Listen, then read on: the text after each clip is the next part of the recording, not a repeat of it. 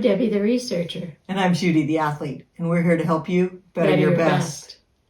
So the world of technology is a fascinating one. And I mean, it's something I love to look at.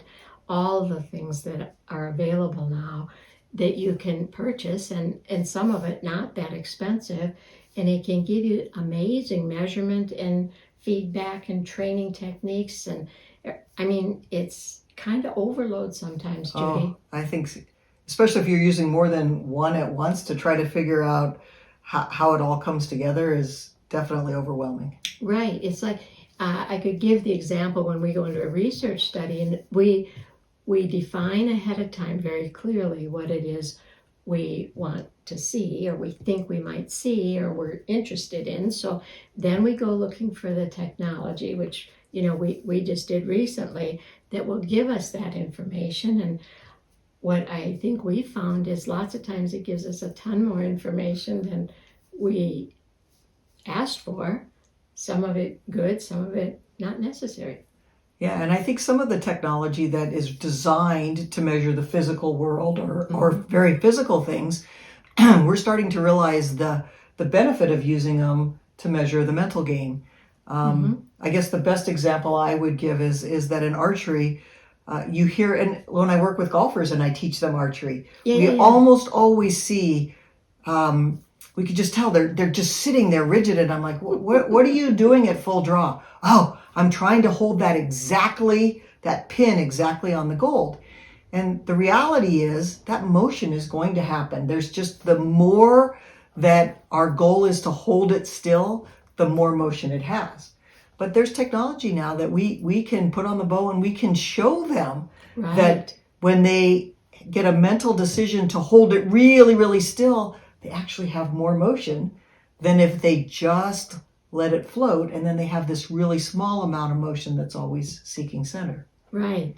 Yeah, it's an excellent point. And I mean, one we've used for years is that metronome, as simple as it is. It's old, but it's so valuable. It's a great example because, I mean, the swing instructors, etc., they're using it to help time the skill, the stroke, whatever it happens to be, the swing, and which is a very good use for it. But we use it always to attempt to change their pace, and it will. We put that thing on pretty fast and everything speeds up a little. We put it on really slow, it slows down a little bit. I mean, and the goal is to help them always find their own pattern, and no matter what's happening in the outside world, they perform their pattern. And once you know your pattern, which this technology can also show us the patterns, I mean, reducing the variability of that gives them their great scores. So you change conditions, you change mindsets, and you look at how that changes the pattern, or it changes the number that you're getting out. It's really quite fascinating to think about using the mental game and how these kind of physical tools help to manage it. Little changes in the routine, and breathing, just what that does. Does it quiet things? Some of them hold their breath, with anxiety, and what happens to the performance? What happens to their club or the bowl? Speed is such a big thing in the world of sports, and I know arrow speed is really, really important. And at some point, you can measure arrow speed, and you can start to see the difference that a mindset of being really tense or a mindset of being less resistant, how that really does change, very small, the speed of the arrow coming out of the bow. Right.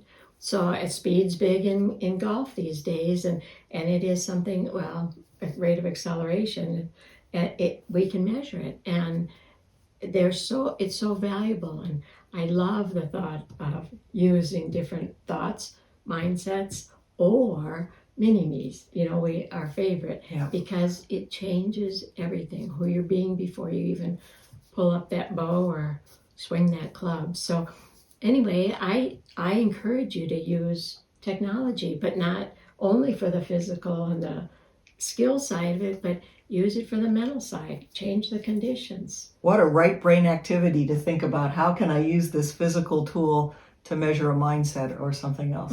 And no, you'll learn what works for you. Once you have your patterns, you'll learn what works for you, and it'll help you continue to do those great patterns. Have fun with it.